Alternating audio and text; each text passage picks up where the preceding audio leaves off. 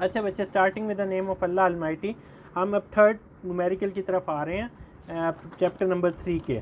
ठीक है, ये शुरू वाले जो न्यूमेरिकल्स हैं ये ज़रा लेंथी हैं लेकिन आसान है। ठीक है, इससे ऊपर कोई इतनी बड़ी बात हमने कोई अभी तक 2+2=4 अभी भी नहीं आया, अभी भी आपके लिए हलवा चीज़ें चल रही हैं। ठीक हो गया। Income statement preparation, income statement हमने कैसे बनाते हैं, हम सर फर्स्ट सेमेस्टर में पढ़ के आए हैं। इनकम स्टेटमेंट की सिंपल सी लॉजिक है कि अपनी इनकम में से एक्सपेंसेस माइनस कर देना। ठीक हो गया।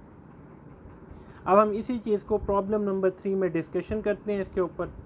प्रॉब्लम नंबर 3, अब यहाँ पे उन्होंने एक बात की है, ज़रा इस प्रॉब्लम को ज़रा पढ़ लेते हैं। आपको मैं कहानी अगर बल्कि मैं समझा देता हूँ।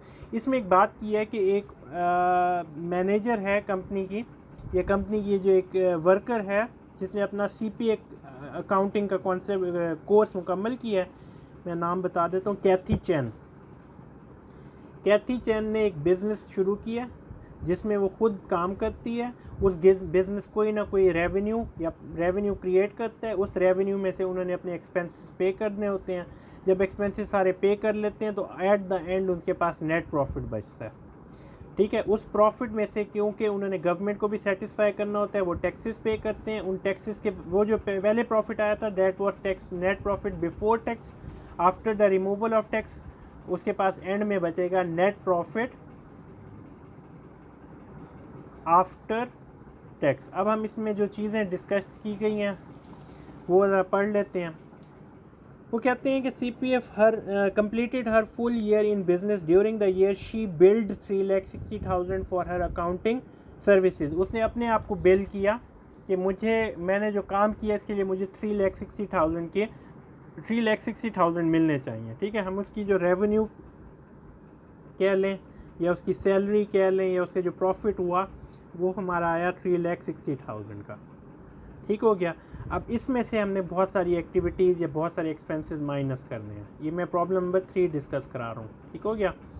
एक्सपेंसेस में जब हम आए तो उन्होंने देखा कि शी हैड 2 एम्प्लॉयज़, उसने अपने पास 2 बंदे रखे हुए थे। एक बुक कीपर था और एक क्लर्क था, असिस्टेंट था, क्लरिकल असिस्टेंट था। In addition to her monthly salary of 8,000 की सैलरी वो अपने आप को देती थी।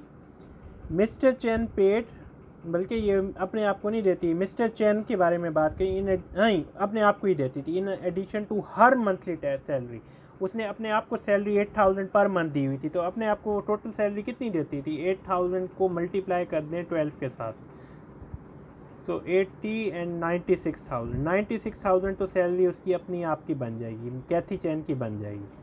ठीक हो गया।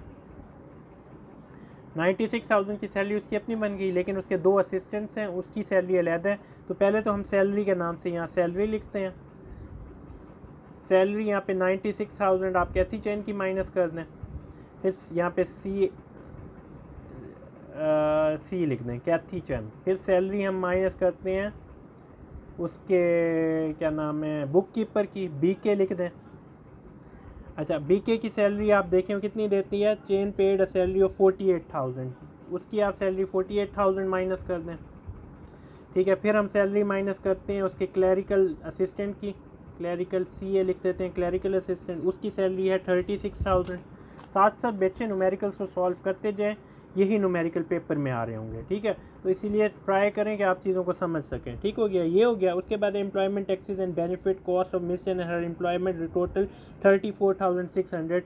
तो एम्प्लॉयमेंट टैक्सेस कुछ भरने पड़ते हैं इन लोगों को, तो यहाँ पे ET मैं लिख देता हूँ जल्दी करने के लिए। एम्प्लॉयमेंट टैक्सेस जो हैं वो हम कितने पे कर रहे हैं, 34,600। ठीक हो गया।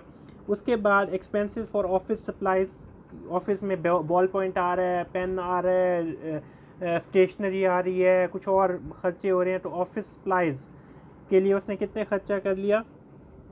पोस्टेज के एक्सपेंसेस भी उसमें शामिल है, वो 10,400 के हो गए। ठीक हो गया।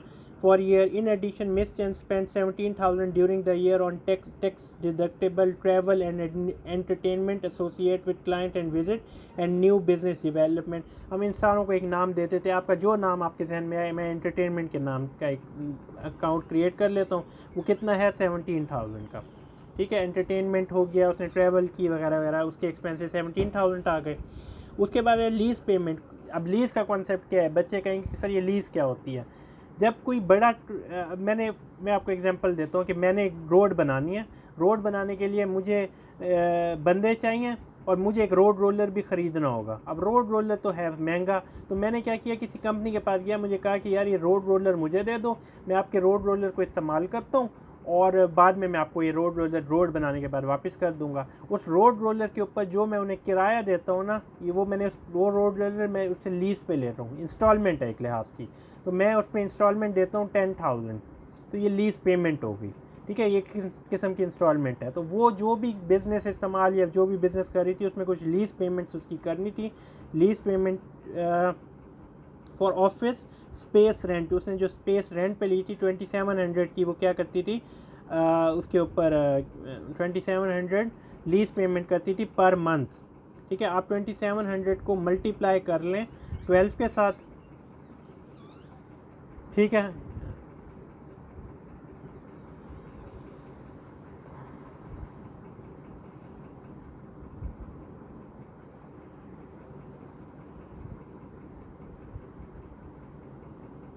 $32,400 की लीज़ पेमेंट आ गई, ये 32,400 की लीज़ पेमेंट आ गई, ठीक हो गया। उसके बाद डेप्रिसिएशन एक्सपेंस भी माइनस करने होते हैं, डेप्रिसिएशन एक्सपेंस वो माइनस किए 15,600 के, ठीक है। उसके बाद और कोई एक्सपेंस हैं डेप्रिसिएशन एक्सपेंस, अच्छा उसकी depreciation expense on the office furniture 15,600, ठीक हो गया। उसके बाद कहते हैं during the year miss chain paid interest, उसने कुछ इंटरेस्ट पे किया। अब इंटरेस्ट का कॉन्सेप्ट क्या है, जो वो बॉन्ड लेके गया था ना अली, जब मैंने आपको एक न्यूमेरिकल अभी वो पीछे डिस्कशन की थी कि वो अली ने कहा कि आप मुझसे 50,000 ले लें और फिर बाद में आप मेरे 50,000 भी दीजिएगा, मुझे उस बॉन्ड के ऊपर कुछ प्रॉफिट दीजिएगा। वो प्रॉफिट जब देते हैं ना, उस प्रॉफिट का नाम होता है इंटरेस्ट, ठीक है। वो परसेंटेज डिसाइड होती है कि जी इतने परसेंट मैं आपको इस पर क्या करूँगा, इंटरेस्ट पे करूँगा। तो वो इंटरेस्ट इस सिचुएशन में, अभी इस एग्जांपल में हमारा कितना आ रहा है 15,000 का, तो हम यहाँ पे इंटरेस्ट पेमेंट जो कैथी चैन ने पे किया वो 15,000 की आ गई, ठीक हो गया। इसके बाद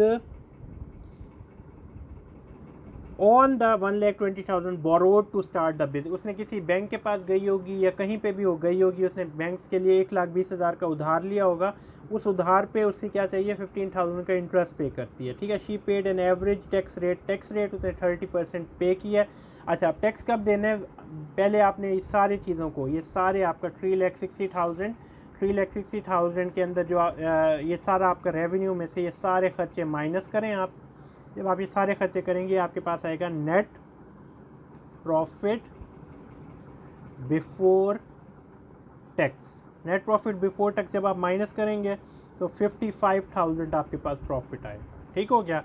50, उसमें से फिर आपने माइनस करना है टैक्स की परसेंटेज। अब इसका 30% टैक्स दे रहा है, तो यहाँ पे मैं ब्रैकेट में लिखता हूँ कि आपका 55,000 पे 30% टैक्स पे करना है। जब आप उसे माइनस करेंगे आपका जवाब आएगा मल्टीप्लाई करेंगे आपका जवाब आएगा 16,500, यानी 55,000 के प्रॉफिट के ऊपर 16,500 उसने टैक्स पे करना है। तो आपके पास जो एंड रिजल्ट आएगा that is your net profit after tax and that is 38,500। So that is the end of your problem number 3। अब हम चलते हैं प्रॉब्लम नंबर 4 के ऊपर, ठीक है। प्रॉब्लम नंबर 4 के अंदर ये, वैसे मैंने इसके ऊपर सिंपल सी कहानी आपको लिख के समझाई हुई है। यहाँ पे एक छोटी सी बात आपने जहन में रखनी है। इस प्रॉब्लम को अगर जब हम पढ़ेंगे ना, Adam and Erin Adam have collected their personal income and expense information. अब पर्सनल और क्या कहते हैं जो बिज़नेस है उसमें सिर्फ और सिर्फ आपने जहन में रखना है कि प्रोसेस सारा सेम है, हर चीज़ सेम है। बिज़नेस के एंड में आता है प्रॉफिट, ये बात मेरी समझ लें, बहुत आसान सी बात करो। बिज़नेस का जो एंड रिज़ल्ट बनता है वो होता है प्रॉफिट। लेकिन मैं अपनी जेब के बारे में बात करूँ कि मैंने अपनी जेब में कुछ खर्चे किए, कुछ मेरी कमाई हुई इनकम हुई, उसमें मैंने जब कुछ खर्चे कर लिए, एट द एंड मेरे पास कुछ सेविंग्स रह जाती हैं। सेविंग्स क्या हैं, मेरे पास सरप्लस में कुछ पैसे हैं। सरप्लस में जो पैसे हैं वो मैं सेविंग कर लूँ, उस सेविंग इन्वेस्ट वो आगे छोड़ने, बल्कि मैं सेविंग का वर्ड भी ख़त्म कर देता हूँ। जो मेरे पास पैसे बच गए ना सरप्लस, अब इसकी आसान लफ्ज़ों में समझो कि सर आपकी सैलरी है 1 लाख रुपीज़, और मेरे महीने के खर्चे हैं 50,000 रुपीज़, तो मेरे पास 50,000 जो है ना ये सरप्लस में है। मैं कोई बिज़नेस नहीं कर रहा। अगर मैं बिज़नेस कर रहा होता और इनकम होती और मैं खर्चे करता तो मेरे पास जो एंड रिजल्ट ये इसी 50,000 को मैं प्रॉफिट का नाम दे रहा होता। लेकिन अब क्योंकि मैं बिज़नेस नहीं कर रहा, इसी 50,000 को मैं सरप्लस का नाम दे रहा हूँ। तो ये मेजर डिफरेंस है सरप्लस में और प्रॉफिट में। बाकी सब कुछ सेम है, इसमें कोई ज़्यादा फ़र्क नहीं है। अब उन्होंने कहा दो बंदे थे एडम और एरन, उन्होंने पर्सनल कोई इनकम और एक्सपेंडिचर किए थे और सब कुछ करने के बाद आपने क्या करना है, आपने यहाँ पे रिक्वायरमेंट इसकी पढ़नी है, create a personal income and expenditure expense statement for the period ended December 31st 2012 it should be similar to corporate income statement. उन्होंने कहा सेम प्रोसेस करें और हमें ना इनकम स्टेटमेंट निकाल के दिखाएं। तो मैं आपको यहाँ पे सिंपलेस्ट फॉर्म में बता देता हूँ। न्यूमेरिकल डिस्कशन सॉरी क्या कह रहे हैं, न्यूमेरिकली से आपने खुद लिखना है। एडम की सैलरी आती थी 45,000, एरन की सैलरी 30,000, इंटरेस्ट रिसीव यानी इन दोनों ने भी किसी को कोई उधार दिया हुआ है जिस पे इन्हें इंटरेस्ट मिलता है, किसी बैंक को पैसे दिए हुए हैं, बैंक इन्हें इंटरेस्ट पे करता है, तो वो भी इनकी एक किस्म की इनकम ही हो गई, ठीक है। और उसके अलावा डिविडेंड, इन्होंने किसी कंपनी के शेयर्स परचेज करके रखे हुए हैं और कंपनी इन्हें अपने प्रॉफिट में से पैसे पे करती है। वो प्रॉफिट क्या है, वो डिविडेंड है। ये तमाम चीज़ें जब इनकी की गई तो ये इनकी टोटल बन जाएगी इनकम, ठीक है। अब इसे आपने खुद सॉल्व करें, सारे बच्चे खुद करें। उस एक बंदा, दो भाई हैं फॉर एग्जांपल एडम और एरन, दोनों की सैलरी, दोनों को इंटरेस्ट मिला, दोनों को डिविडेंड मिला। इंटरेस्ट किस में मिलेगा, जब ये किसी का बॉन्ड किसी से बॉन्ड परचेज करेंगे। बॉन्ड परचेज क्या होगा कि आपने एक पीस ऑफ पेपर ले लिया और उन्हें कुछ पैसे दिए और वो कंपनी आपको उस पीस ऑफ पेपर के ऊपर क्या कर रही है, इंटरेस्ट पे कर रही है।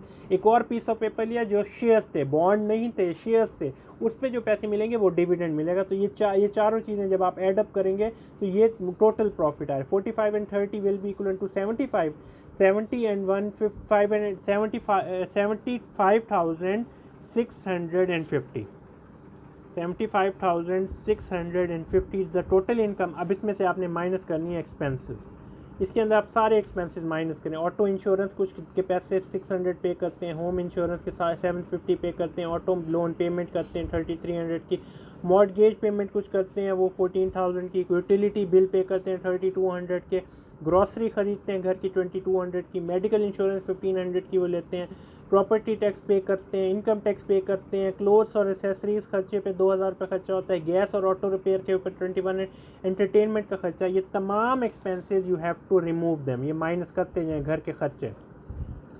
एट द एंड उनके पास सरप्लस में कुछ पैसे बच गए हैं, ठीक है। वो सरप्लस में अमाउंट क्या है वो मेरे पास आप देख सकते हैं, आंसर लिखा हुआ है 29,341 आपका आंसर आएगा। जब आप अपनी इन बच्चों जो सैलरी में से सारे के सारे खर्चे उन्होंने घर के हवाले से किए या अपने पर्सनल किए, एंड में जो अमाउंट बचेगी डेट इज़ योर सरप्लस।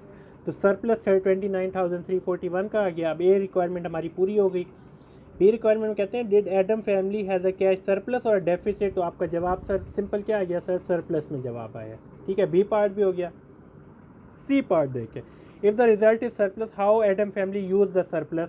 तो अब ये सरप्लस को क्या कर सकते हैं, या तो इसे सेविंग कर लें या इसकी इन्वेस्टमेंट कर लें।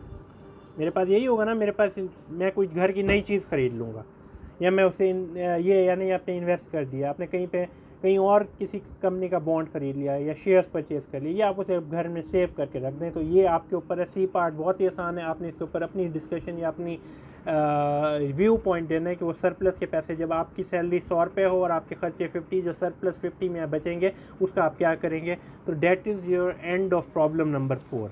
इसके बाद आते हैं प्रॉब्लम नंबर 5 के ऊपर। देखिए न्यूमेरिकल से 5 डिस्कस किए मेजर, और पूरा चैप्टर पूरा आप बोर होने लग गए होंगे कि सर ये तो बहुत हम परेशान हो गए हैं। तो आसान सी चीज़ें ज़रा उस पर समझने की कोशिश करें। अच्छा, अब मैं एक छोटी सी बात आपको समझा देता हूँ। मैंने कहा कि कंपनी को, या मैं बहुत बच्चों वाली बात बताता हूँ, 100 रुपीज़ चाहिए थे, ये कंपनी का एसेट है, यही कंपनी का कैपिटल है।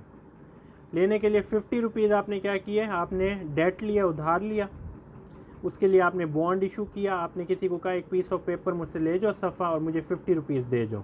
उस सफ़े के ऊपर एग्रीमेंट आपने लिखा कि सर ये मुझसे 50 रुपीज़ अपने ले लीजिएगा और मेरा ये डेट मुझे ये बॉन्ड वापस कर दीजिएगा। और जब हम आते हैं शेयर्स के ऊपर, अब मैंने क्या कहा, हमने कहा कि हमने 5 शेयर्स इशू किए हैं, कंपनी के 5 मालिक बना लिए। 5 सफ़े हमने इशू किए, ये ए बन गया, ये बी बन गया, सी बंदा था, डी बंदा था, ई बंदा था, ठीक हो गया। हमने सबसे 10-10 रुपये लिए, ठीक है, और कंपनी के 5 शेयर इशू कर दिए। अब कंपनी ने जब हमने 100 रुपये लिया, 100 रुपये के ऊपर हमने फॉर एग्ज़ाम्पल 50 रुपीज़ प्रॉफिट किया, ठीक है। 50 के प्रॉफिट को में हमने क्या किया कि 30 रुपीज़ जो थे ना वो हमने एज एन इंटरेस्ट पे कर दिए। 30 पे इंटरेस्ट किया, आपके पास नेट प्रॉफिट आखिर में प्रॉफिट कितना बचा? 20 का। अब सब इन तमाम लोगों ने कहा कि नहीं सर, हमें आप ये बताएं कि आप ये तो आप बाद में दे रहे हैं, आप ये बताएं कि अर्निंग कितनी हुई है, पर शेयर आपको कितना बचा है। मैं कहूँगा कि मुझे 10 रुपये पर शेयर बचा है। वो कैसे? मेरी अर्निंग कितनी आ गई? 50 रुपीज़। शेयर्स कितने हैं? पर शेयर। पर का मतलब क्या है? You have to divide it on the number of shares. तो $50 थे और टोटल शेयर्स कितने थे? 5। तो पर शेयर मुझे कितने अर्निंग हुई है? $10 की। ये कॉन्सेप्ट है सिंपल अर्निंग पर शेयर का। और यहाँ पे मैं डिविडेंड की बात नहीं कर रहा, अभी तक मैंने डिविडेंड दिया ही नहीं है, ठीक है। अर्निंग पर शेयर का मतलब है आपने अर्न कितना किया, कितनी कमाई हुई है। अब यहाँ पे एक छोटा सा एग्जांपल है, प्रॉब्लम है, उसे हम ज़रा डिस्कस कर लेते हैं। Calculation of earning per share and retain earning. Phil Gammon incorporation ended 2012 with the net profit before tax. उनका जो profit net profit before tax है, यहाँ पे मैं लिख लेता हूँ, ये problem number 5।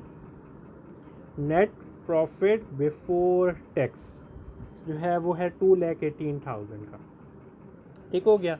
Company is use to subject 40% टैक्स। इसमें से माइनस, सिंपल सी बात है कि हमने इन तमाम पैसों में से माइनस कर देना है टैक्स 40%, ठीक है। हमने जब ये सारा ये 40% हमने माइनस कर देना है टैक्सेशन को, ठीक है। उसके बाद माइनस करते हैं प्रेफर्ड स्टॉक को। अब यहाँ पे कहानी क्या आएगी, आप परेशान होंगे कि सर ये प्रेफर्ड स्टॉक की बात तो आपने नहीं बताई, तो इसकी सिंपल सी कहानी समझ लें। प्रेफर्ड स्टॉक होल्डर्स वो होते हैं जो कंपनी की डिसीजन मेकिंग में तो शामिल नहीं होते, लेकिन कंपनी में के प्रॉफिट में इनका हिस्सा होता है। और हम इनसे यही वादा करते हैं कि आप हमारे फैसलों में ना बोलिएगा, जितना कंपनी का प्रॉफिट होगा ना, हम उसमें से एक पर्टिकुलर अमाउंट आपको एज अ डिविडेंड दे दिया करेंगे, ठीक है। तो इन लोगों ने कंपनी के अंदर से एक फ़िक्स प्रॉफिट ले लेना होता है। अब इन्होंने कहा कि कंपनी का जो भी आया आपके टैक्सेशन पे करने के बाद कंपनी का, इन्होंने ये यहाँ पे आया net profit after tax. Net profit after tax अगर आप निकाल लें तो एक सेकंड में ना आपको एक सेकंड बता देता हूँ कि इसका आंसर क्या आएगा। अच्छा, अब ये 2,18,000 जो आपको नज़र आ रहा है, इसका 40% ले लेते हैं। 2,18,000 मल्टीप्लाई 40%। जब आप 2,18,000 का 40% लेंगे, वो आपके पास आंसर आएगा 87,200, ठीक है। अब इस पूरे प्रॉफिट में से 87,200 will be the amount that you have to hand over to government authority. आपने टैक्स की फॉर्म में दे देना। नेट प्रॉफिट आफ्टर टैक्स आपके पास जो आएगा वो आएगा 1,30,800। इस 1,30,800 में से आपने डिविडेंड का जो वादा किया हुआ था प्रेफर्ड स्टॉक होल्डर्स को, तो आपने प्रेफर्ड स्टॉक डिविडेंड 32,000 का पे कर देना है। जब आप वो 32,000 का प्रेफर्ड स्टॉक डिविडेंड पे कर देंगे, तो अब आपके पास जो प्रॉफिट बचा या अर्निंग बची, इसका नाम होगा अर्निंग फॉर कॉमन स्टॉक, ठीक है। अर्निंग फॉर कॉमन स्टॉक जब आप निकालेंगे तो वो आपके पास आ रही है 98,800, ठीक है। अब जब 98,800 डेट इज़ योर अर्निंग, हमारी रिक्वायरमेंट, अब ये कॉमन स्टॉक होल्डर्स के लिए सारा ये जो पैसा है 98,000 का, ये सिर्फ कॉमन स्टॉक होल्डर्स के लिए। तो अगर हम रिक्वायरमेंट पढ़ें, पहली रिक्वायरमेंट क्या है? अर्निंग पर शेयर, जो वही कॉन्सेप्ट जो ऊपर मैंने आपको समझाया अर्निंग पर शेयर का, कि आपने अर्निंग को डिवाइड कर देनी है नंबर ऑफ़ शेयर्स पे। अब यहाँ पे इन्होंने देखे, इन्होंने कहा कि कंपनी के जो प्रेफर्ड शेयर्स हैं वो 85,000 शेयर होल्डर्स हैं। तो आपने सिंपल क्या करना है कि 98,800 जो अर्निंग है, अर्निंग पर शेयर का मतलब है नंबर ऑफ़ शेयर होल्डर्स पे डिवाइड कर देना। तो कितने शेयर होल्डर हैं? 85,000 शेयर होल्डर्स हैं। तो आपकी जो अर्निंग पर शेयर आ रही है वो $1.162 आएगी, ठीक है। आपको $1.162 आपकी जो आ गई, ये आपकी अर्निंग पर शेयर आ गई, ठीक हो गया। उसके भी हमारा रिक्वायरमेंट नंबर ए पूरा हो गया। अब रिक्वायरमेंट नंबर बी के ऊपर आते हैं कि वो क्या कहता है। रिक्वायरमेंट नंबर बी कहते हैं if the firm paid common stock dividend 0.80 per share. Her share holder, जो भी शेयर होल्डर्स हैं, 85,000 जो हमारे शेयर होल्डर्स हैं, उन्हें हम हर शेयर होल्डर को $0.80 डिविडेंड देते हैं। अब आप कहोगे कि सर ये $0.80 कहाँ से आया? इसी एक 1.162 रुपीज़ जो हमने हर पर शेयर कमाया, इस वन में से $0.80 हम डिविडेंड देते हैं। तो हम टोटल जो डिविडेंड हम अपने कॉमन स्टॉक होल्डर्स को दे रहे हैं वो 68,000 का दे रहे हैं।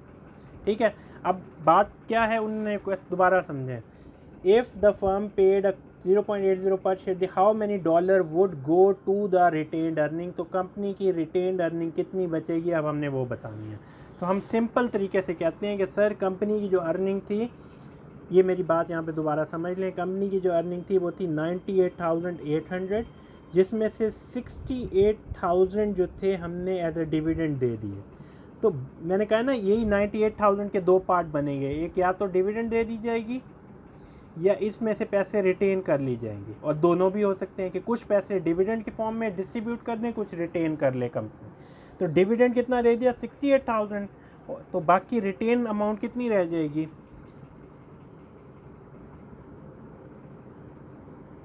30,800 आपकी amount as a retained earning रह जाएगी। And that is the end of your problem number 5। इंशाल्लाह प्रॉब्लम नंबर 6 के ऊपर डिस्कशन स्टार्ट करेंगे और वो आपको उसकी वीडियो भी मिल जाएगी। 5 न्यूमेरिकल्स पढ़ाए हैं, कॉन्सेप्ट्स को पढ़ाया है, चैप्टर को साथ साथ लेके चल रहे हैं, चीज़ें आपके लिए बहुत आसान की हैं। यही मैं अगर आपके सामने न्यूमेरिकल्स के सॉल्यूशन रख देता और आपसे कहता कि बेटा बस इसे समझ लें और इसके ऊपर वॉइस रिकॉर्डिंग कर लेता, तो चीज़ें समझ नहीं आती। यही चीज़ें अगर आप साथ साथ समझेंगे तो it will be easier for you to grab the knowledge, to solve the numericals. और आप जब न्यूमेरिकल सॉल्व कर लिए, इसका मतलब है आपका पेपर काफ़ी हद तक आपने क्लियर कर लिया। Thank you so much, best of luck, Allah हाफिज़।